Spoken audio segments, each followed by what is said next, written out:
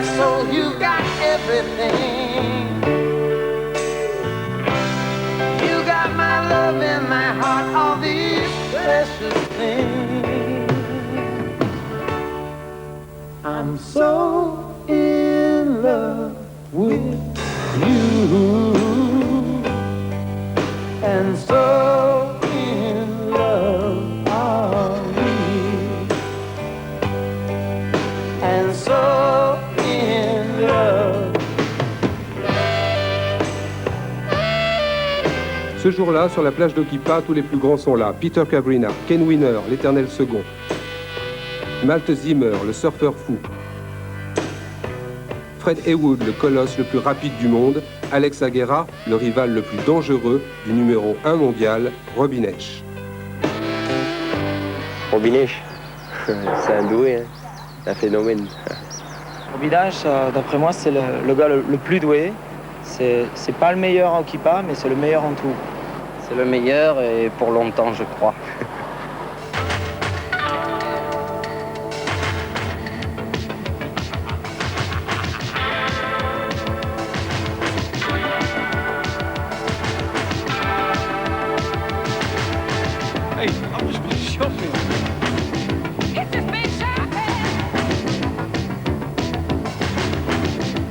Robin Esch, on le surnomme le dieu hawaïen. À 13 ans, il remporte son premier titre de champion du monde. Aujourd'hui, il est toujours le meilleur. Le saut le plus haut, c'est lui, 12 mètres. Le looping complet sans tomber, c'est encore lui.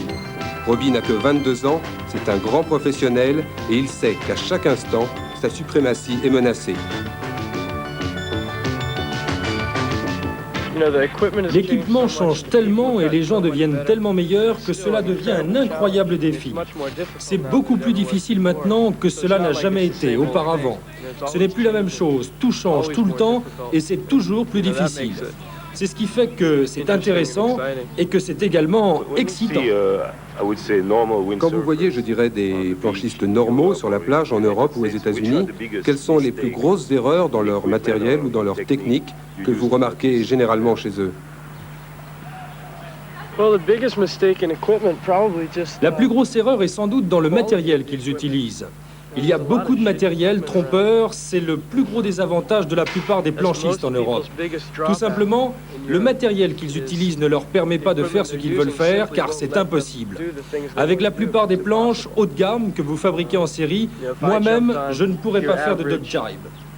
C'est donc principalement une question de matériel et c'est difficile à surmonter parce que les publicités vous disent que c'est une planche extraordinaire, qu'avec cette planche vous ferez ce que vous voudrez.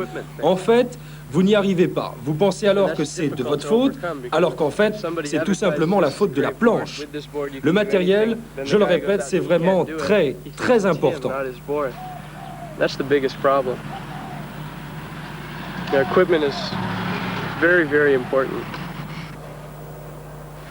Ici sont fabriquées les planches des meilleurs funboarders mondiaux. Ce petit atelier est celui de Craig Maisonville, un ancien cantonnier qui a décidé de s'installer à Maui pour vivre sa passion. Chaque planche est véritablement sculptée sur mesure pour le client, car Hawaï, tout naturellement, est devenu un véritable centre de recherche pour les planches et les voiles de très haute performance. Les champions sont là qui tracent la voie, une recherche longue, difficile, il faut faire à la fois plus léger et plus solide, plus rapide et plus maniable, des notions souvent contradictoires. Je fais des planches depuis 3 ans maintenant. Je suis très satisfait de ces planches, mais je sais qu'il y a encore beaucoup de chemin à parcourir. Les nouvelles idées viennent sans cesse et elles ne viennent jamais seules. Il y a 1 an, on a sorti la planche asymétrique. Maintenant, nous travaillons sur un arrière de planche dont la courbure serait réglable. Le système est encore amélioré. Ce sera peut-être la nouvelle génération de planches à voile. La recherche pour atteindre le dessin idéal ne cesse pas et cela demande beaucoup, beaucoup de temps.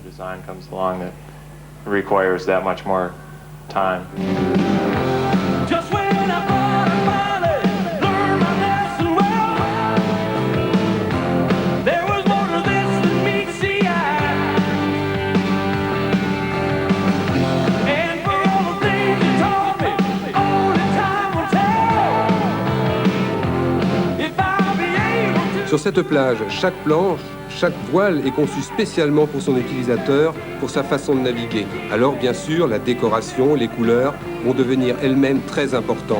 C'est la naissance d'une véritable culture. Sur l'eau, comme sur la plage où finalement se passe la plus grande partie de la journée, il faut être le plus beau possible et affirmer jusqu'au bout sa personnalité.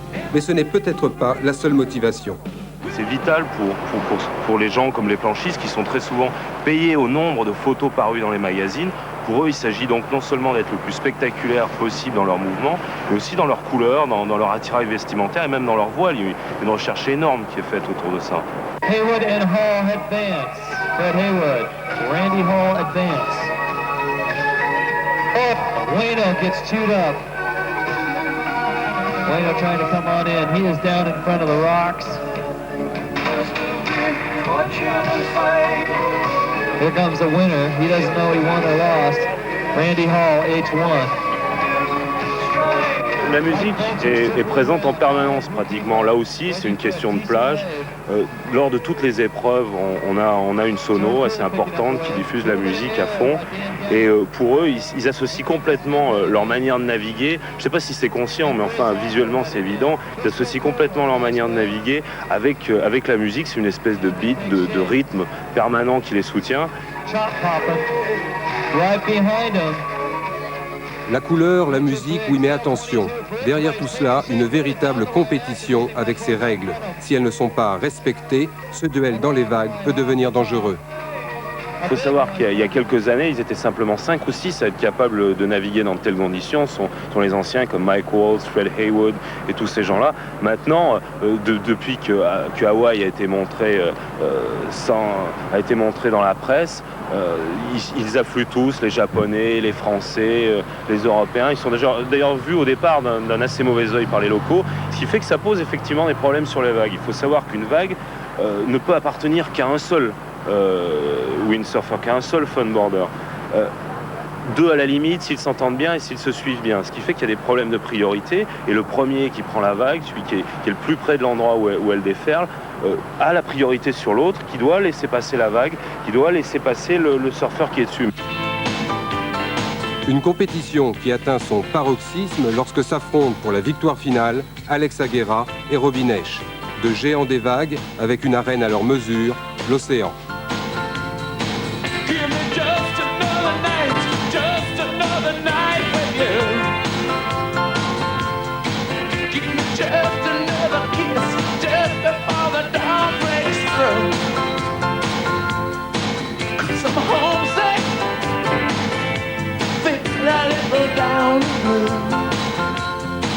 And I've heard that acting baby just like you. I was lonely till I saw you at the station, and I never thought you'd keep that rendezvous. Baby, it's true. Just another night with you. Give me just another kiss, just before the dawn breaks through. 'Cause I'm hungry for your loving me. And I'm thirsty for your loving me. And I want it fast to heaven, you're so hard to find. And one night pass ain't really what I had in mind. I need your sweet tenderness, I need your soft caress. I know the day is coming, don't take away your loving. Just need a human. Il est des soirs à Okipa où l'écume et le vent prennent un goût amer pour Robin Esch, battu par son ami Alex Aguera. Mais pour Robbie, comme pour tous, le combat ne sera jamais vraiment terminé tant qu'il y aura des vagues.